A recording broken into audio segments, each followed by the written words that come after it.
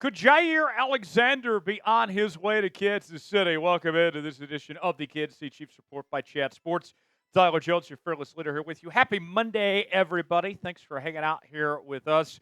It's not just any Monday, my friends. It is the 9th day of June, which, if you look at a calendar, that would mean today's date is 6/9. Nice.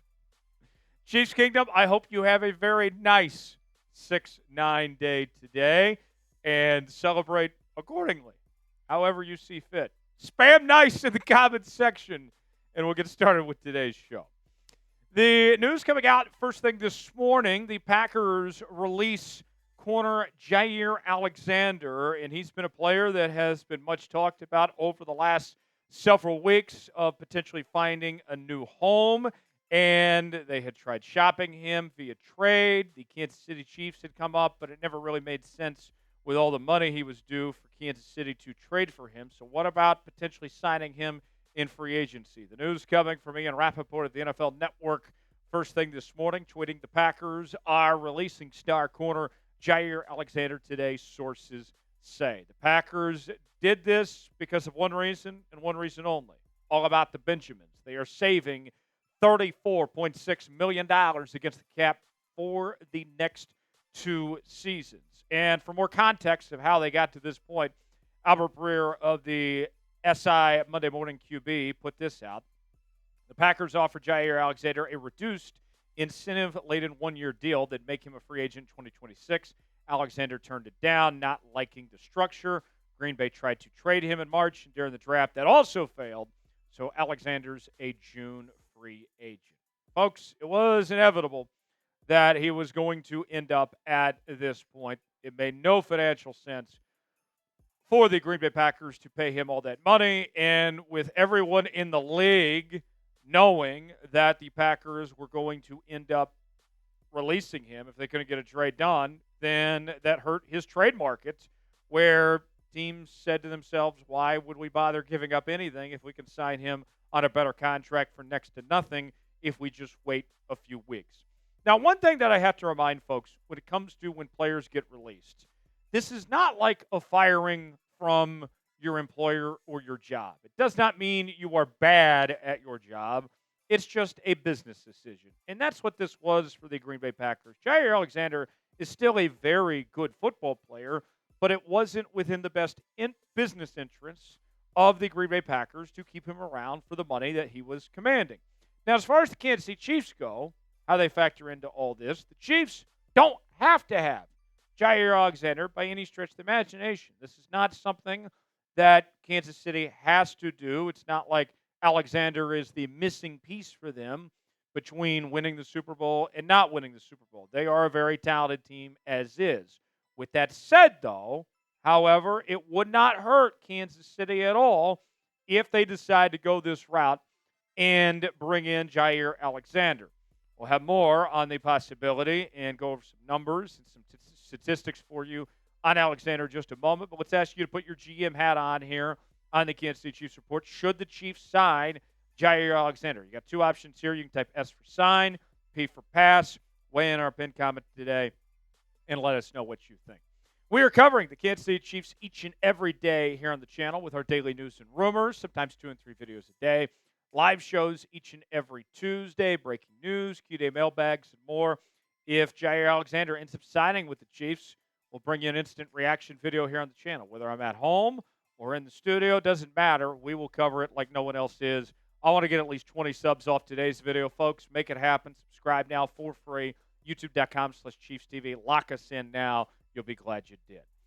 Now, when you look at Jaire Alexander, his previous contract was a big chunk of change. I think everybody's pretty well aware of that. But now things have changed where he's not that expensive anymore, comparably speaking to what he would have commanded in the past. Our projections here at Chat Sports, we are thinking that he's not going to get a multi-year deal, that he is going to be on a prove-it contract situation, and he should probably get only about $3 million, which would be a steal. That would be a bargain if you're the Kansas City Chiefs. And I think if that's what it comes down to, I can get Alexander for $3 million. That's an easy call. Now, here's where things differ compared to if you were in the trade market, as nobody was trading for him. And so it was just your call ultimately that you decided not to do. You are competing with other teams now for Jaire Alexander and his services, right?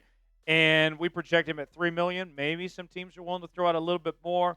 If you're Kansas City, it's a simple pitch when it comes to Jaire Alexander and convincing him to play for the Kansas City Chiefs. Do you want to win a title?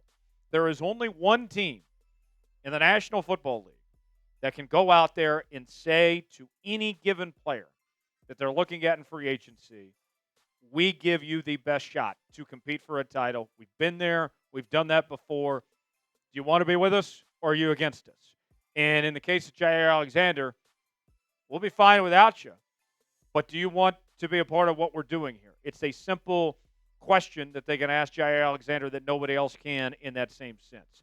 His resume is fantastic. A two-time second-team All-Pro in 2020 and in 2022. He was a two-time Pro Bowler in that stretch as well. The former 2018 first-round pick out of Louisville was also named to the Pro Football Writers Association's All-Rookie team in 2018. His statistics have been very solid throughout his career. His best season, you go back to 2022, when he played in 16 games and had 5 total interceptions with 14 pass breakups. The last 2 seasons, he's been banged up a lot. He's missed a lot of time, but he has still been good when he's been out there. Last season had 2 interceptions, including a pick 6, 7 pass breakups. The year prior, no picks, but did have 5 pass breakups in 7 games played. And his coverage stats aren't that bad. I think that's a way to put it. QB rating might be a little bit too high for my liking at 86.9, but completion percentage allowed holds its own at 56.7. Yards allowed at 231. 3 touchdowns given up, 7 pass breakups, and the 2 interceptions that we mentioned. But here is the biggest concern when it comes to Alexander is his health. And it doesn't take an expert to know that as you get older and you already have these health issues, it's very rare that you turn a corner and start getting healthier. He has missed a total of 20 games in the regular season in the last 2 years. And so, with that said, is this the beginning of the end for him? Is it only going to get worse from here? Would the expectation be, you're going to get about 7 or 8 games out of him a year?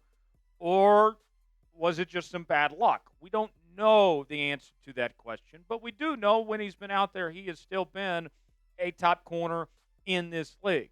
Be honest with me. Do you think Jaire Alexander is still a top corner? Do you agree with me on that idea, or do you disagree? Type Y for yes, in for no. Chime in the comment section and tell us what you think. Got a great deal that we're offering Chiefs fans. Some new merchandise on sale now. These are called the Chiefs Unstoppable Polos. Yes, you heard that right. They're on sale now for over 30% off. And on top of that, there's free shipping. Look, the Chiefs are unstoppable. And I know you are unstoppable. All right? So what better combination to prove how unstoppable you and the Chiefs are than by getting this unstoppable polo, my friends? Chatsports.com/unstoppable to get yours today. Free shipping available. We also have other Chiefs merchandise that's unstoppable as well at that same link. Men's and women's options, all sorts of different shapes and sizes. Go see for yourself. Chatsports.com/unstoppable. The link is in the comments and description of today's video. Be unstoppable and get yours now. All right, so here's a big question. When it comes to this corner room for Kansas City that's so unstoppable, will they keep Jaylen Watson or not? Jaylen Watson played pretty good last year when he was out there. But obviously he missed a lot of time, and we saw the corner room take a significant step back when he was not on the football field.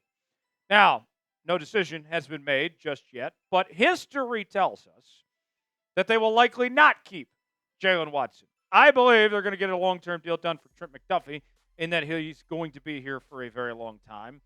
But I have my doubts when it comes to Watson because McDuffie is the higher priority and because Watson has dealt with some health issues already. Since taking over as the Kansas City Chiefs general manager, Brett Veach He's done an incredible job. We're not questioning Brett Veach here. We're just telling you the facts. He has never re-signed a homegrown defensive back. And by homegrown, we mean a player that was drafted by Kansas City. Not one. Not one has been re-signed. So do we think things are going to change all of a sudden with Jaylen Watson here? Because if you decide to move on from Jaylen Watson and trade him now, then you're going to lack some depth and you're going to need some other options potentially here. You look at the corner room. Here's how things stack up. Jaylen Watson should be on the outside. We're expecting Trent McDuffie to move back to the nickel spot with Christian Fulton as the other outside corner. And I think you're in a pretty good spot as things stand right now. All right? But think about this. Watson missed 11 games last season, okay, which was not ideal. We liked him when he was out there, but he did miss a decent amount of time. And so with that said, let's say in theory that you bring in Jaire Alexander. I think that probably means that Jaylen Watson's gone, that you are trading him and trying to get something out of him while he still has some return on investment, kind of like what you did with L'Jarius Sneed before you'd potentially have to pay him. I would be very surprised if we live in a world in Kansas City, Missouri, where Jaire Alexander and Jaylen Watson are on the same team. Should the Chiefs trade Jaylen Watson? What do you guys think? Type T for trade, K for keep. Your chance to beat Brett Veach. Weigh in the comments section and let us know. Some final thoughts here. The corner spot is much better right now without Jaire Alexander, just as is, than it was a season ago with Watson fully healthy now. Trent McDuffie's still there. You bring in Christian Fulton. I'm excited about Noel Williams. Speaking of Noel Williams, he did have a bit of a rough OTAs. Got called out by multiple assistant coaches, which isn't great when that happens, but he's a rookie. I'm not worried about Noel Williams. These are natural growing pains. He had 7 interceptions last season at Cal. I think he's going to be just fine. It might take time, might not be something where he's ready right now to take out a significant role, but I think he will be down the road. With that said, Jaire could add some depth to this team, whether you move on from Watson or Watson's still there, not knowing if Williams is ready, not knowing how healthy Watson could be. I think it would be a home run if you're Kansas City, especially for as cheap of a price tag as we expect to be. Thanks for watching this edition of the Kansas City Chiefs Report. If you made it to the end of today's video, that means you are a real Kansas City Chiefs fan. Spam real one in the comments. We'll see you next time here on the Kansas City Chiefs Report. So long.